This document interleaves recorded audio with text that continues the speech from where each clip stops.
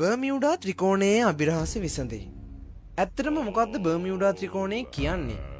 බර්මියුඩා ත්‍රිකෝණය කියන්නේ උතුරු ඇට්ලන්ටික් සාගරයේ පවතින ඇමරිකාවේ ෆ්ලොරිඩා තුඩුව, පුර්ටෝරිකෝ දූපත් සහ බර්මියුඩාව කියන මේ ස්ථාන තුනම එකිනෙකට යා කරන ත්‍රිකෝණාකාර පතයක් තුල පිහිටි මුහුදු කලාපයකටයි.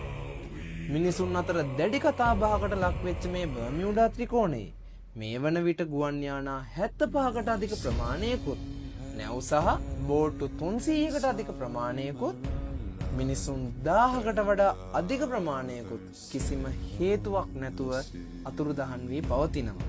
මේ නිසාම මේ බර්මියුඩා ත්‍රිකෝණය යක්ෂයාගේ ත්‍රිකෝණය නමින් හඳුන්වනවා.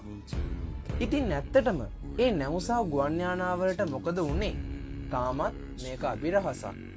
මේ ගැන පර්යේෂණ කරමින් සිටි ඇමරිකාවේ විද්‍යාඥයන් පිරිසක් එකතු වෙලා මේ කලාපයේ චන්ද්‍රිකා කාලගුණ ඡායාරූප විශ්ලේෂණය කරනකොට තමයි තරමක් වෙනස් ෂඩශ්‍රාකාර හැඩයෙන් යුක්ත වලාකුළු වගයක් හොයාගෙන තියෙන්නේ.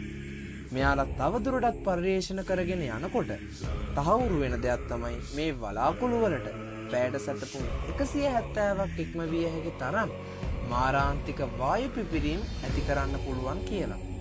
ඒ වගේම මේ මුහුදු කලාපයේ ඇතිවන සාගර කුණාටු නිසා නැව් සහ බෝට්ටු විනාශ වෙලා තියෙන අතර මේ සියලු දේම විද්‍යාඥයන් විසින් ඔප්පු කරලා තියෙනවා.